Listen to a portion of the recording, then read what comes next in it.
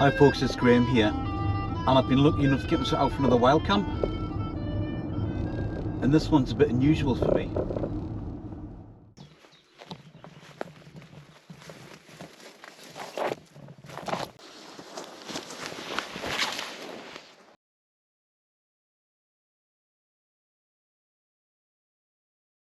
What's unusual about this camp is that we've got permission to be here. One of my good friends knows the farmer, so we asked the question, and yeah, we're in camp here for tonight. And here's the little dell here, just on the left. Doesn't it look beautiful? Sean's already here. I'm camping with Sean P tonight and Nick of the Silky variety. Alongside the bluebells, the smell of wild garlic is pretty powerful. I'm going to be eating some of that later on.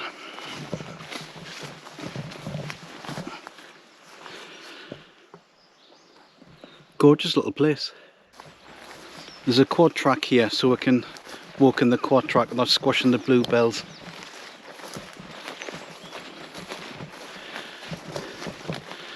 And there's a nice little burn over here.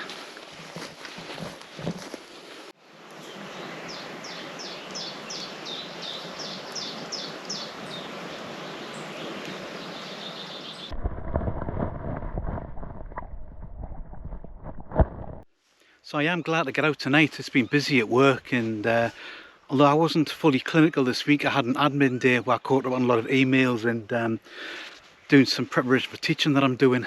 But I was using the photocopier and I was trying to fill it up with paper. I was having a real problem. I put paper in, and I just kept getting a message saying, I just can't get enough. I just can't get enough. It was stuck in Depeche mode.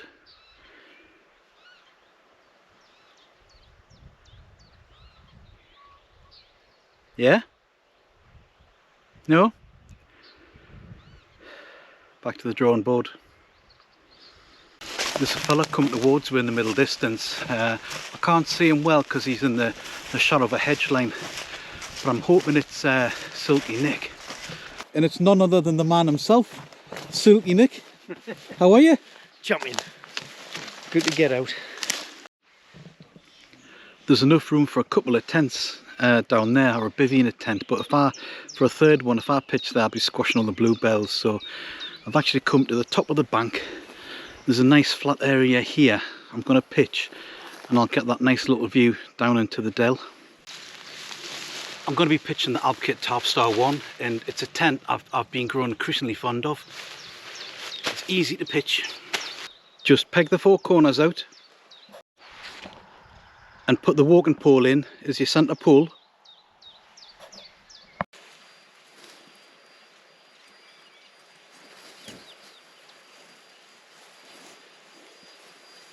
And that's the outer tent pitched already.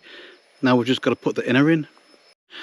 So the inner has just got a bit of velcro here that you fasten around the pole, and it's got a cradle that you put over the rounded end of your walking pole.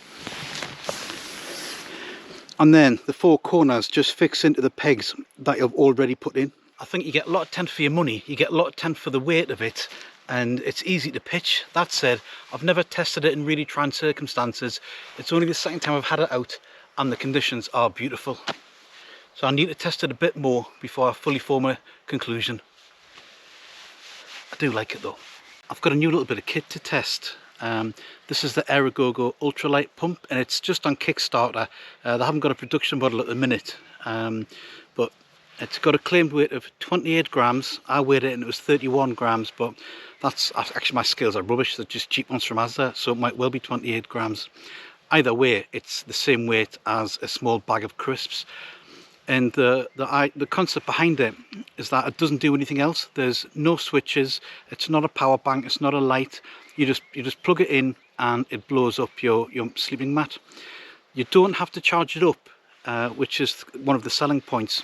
All you have to do is plug it into a power bank, and it'll inflate a standard mat in about 30 or 40 seconds. It also comes packaged with a variety of different attachments, so it will fit most mats. Although I can't claim it fits all mats, it'll fit most mats.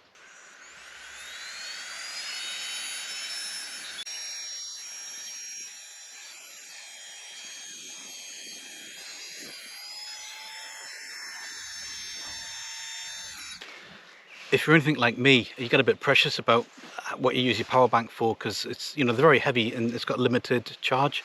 But actually my power bank is still on 100, and the company claims that it uses about 40 milliamps to inflate a standard sleeping mat, and most people have got 10 and 20,000 milliampere power banks, so you'll get 500 inflations off a 10,000 milliamp power bank. Have I done my sums right? Anyway, it's next to nothing to fill your mat up. This is the kind of handy lad Silky Nick is. He's knocked up an ultralight camping, one-legged camping stool, which I'm going to use tonight. Crazy. Absolutely. Well, these, you know, they don't get it. They're asking impossible things. It should have been done in the first instant. So I've got this nice bulb of fennel, which I'm just going to thinly slice now and saute first.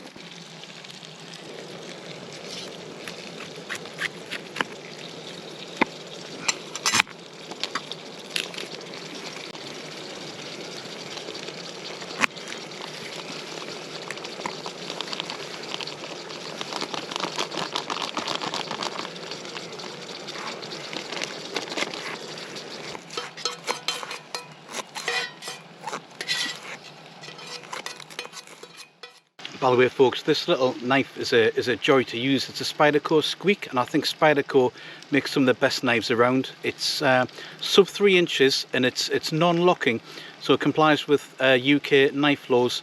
And although it's non-locking, it's got a bit of jimping on your thumb there, as a lot of knives have, but it's got a bit of jimping underneath as well where your forefinger goes.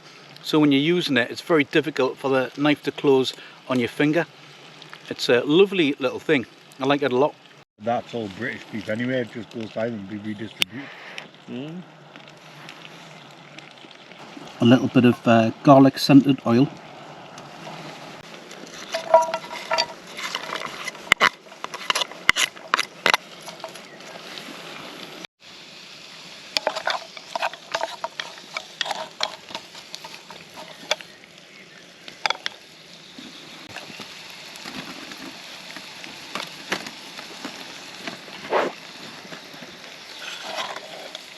I just want to get that fennel nice and soft, cooked through.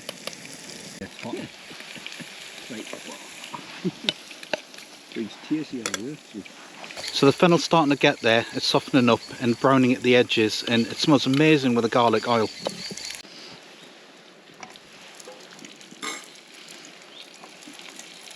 There goes my vegetarian fish fingers.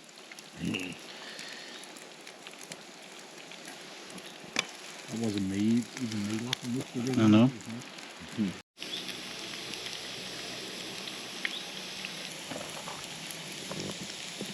I've just dropped me bread bun on the deck, and that edge is just full of soil and bits of gravel and whatnot. Oh well, it'll just improve my immune system, I reckon.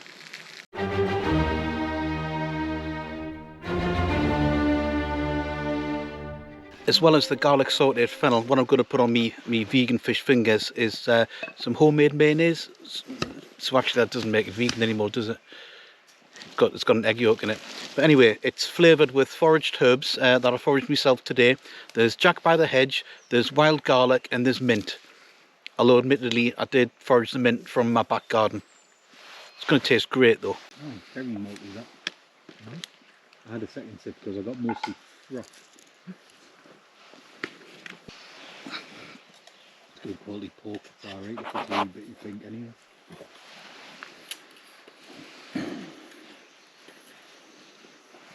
So I've made Nick and Sean like a canapé of plant-based fish finger, sauteed garlic fennel, and a lump of herby foraged mayonnaise. Sean, what do you think of that? This is the test, folks. I mean, it's an odd texture. There's no getting away from the fact it's not fish. But it's not entirely offensive. What do you think of that, Nick? It's got a very unfishy kind of just a little bit of fishy taste to it. It's bizarre. Oh, didn't it? Yeah. That's really good. I think it's the fennel and the mayonnaise doing a lot of the heavy work though. I've got this beer to try, folks, and it's been hanging around my house for months, and that is highly unusual. I've got 2 grown laddies, and normally a kind of beer to them is like a marble to a hungry hippo, but none of them want to try it. It's called Snowball. It's a raspberry, coconut and vanilla sour. It's 6.4%. I'll get you rocking.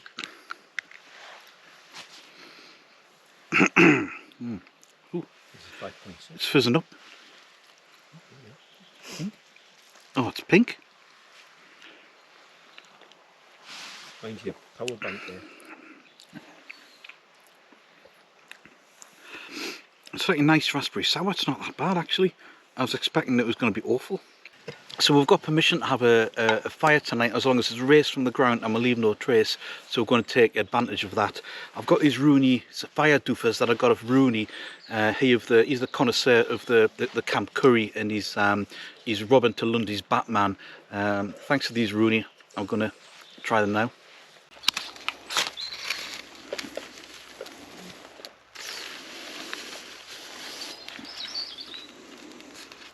It is going on fire there, to be fair. So yeah.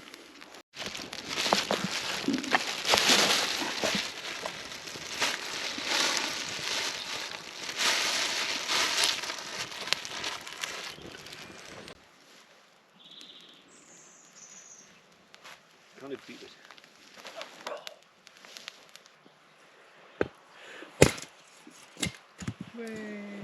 It's getting properly cold now, folks. So I've got me woolly hat from Buxton Breweries on, and I didn't bring an extra warmer coat, but I've got this down blanket, the Alpkit cloud cover, which is keeping us warm now. So here I am in the woods, keeping warm with a blanket and a fire. And I've actually got a home I could be in right now, but couldn't be happier, man. When you're doing this with your mates, there's nought better. Except the lovely date with my wife doing anything. Anything.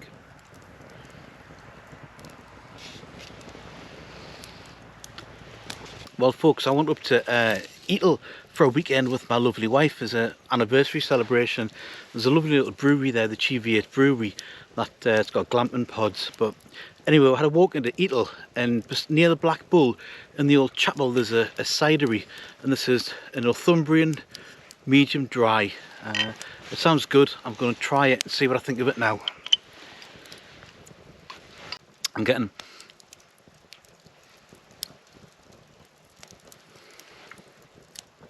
a dinosaur's footprint, a faint hint of Northumbrian tartan, and horse's lipstick. It's a funny range of flavours, but I recommend it.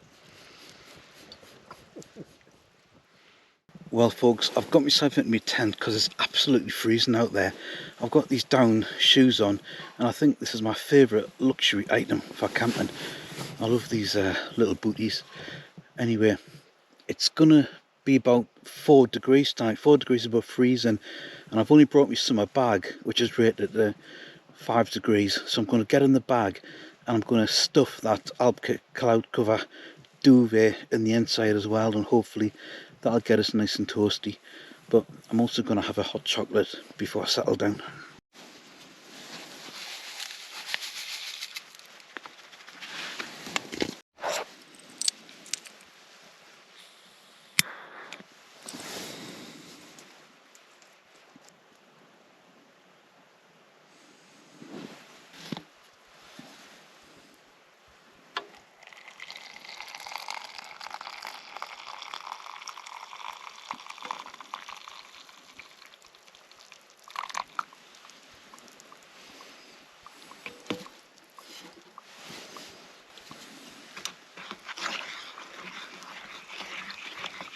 Well, I've got nothing clever to say, folks. I'm just glad to be here, and knowing you've got permission just takes away that, it's not an anxiety, but it's a feeling you've kind of got to get away with it. You've got to be stealthy.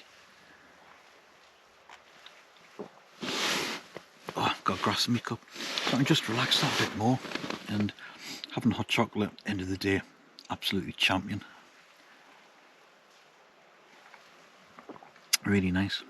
So I'm pretty cream cracking. I'm just going to get some sleep now, folks.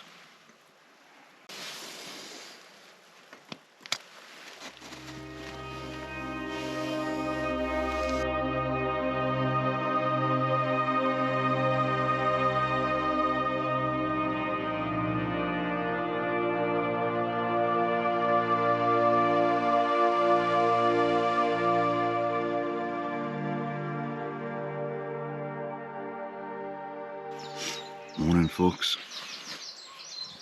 Slept through last night, but I had a really odd dream. I dreamt I was in a group of social workers and we were trying to get funding for a project to help kids, but you had to go into a competition and you had to describe a clan and chorizo chowder with words that didn't offend anybody. So we just called it stew, and we won the funding.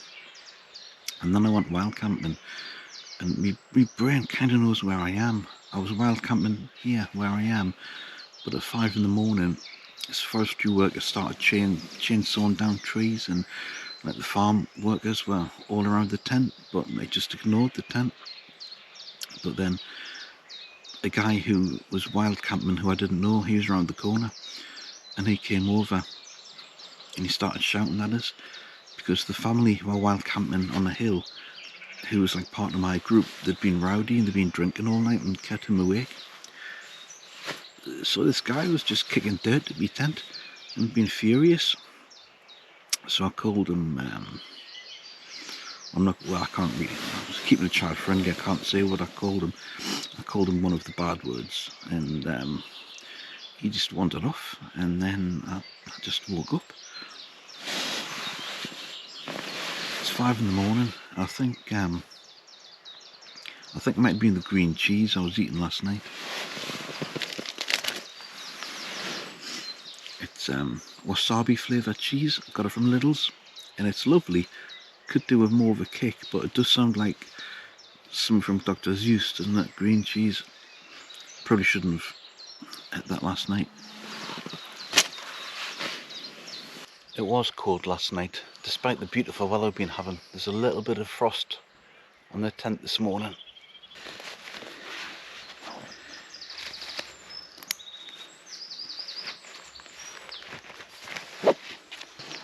Well, that's us all packed up, and we've made extra special care to leave no trace. But had a fantastic night, and it really is a beautiful morning this morning. I hope you enjoyed the little adventure last night, and thanks for coming along, and I'll see you on the next one. Bye for now.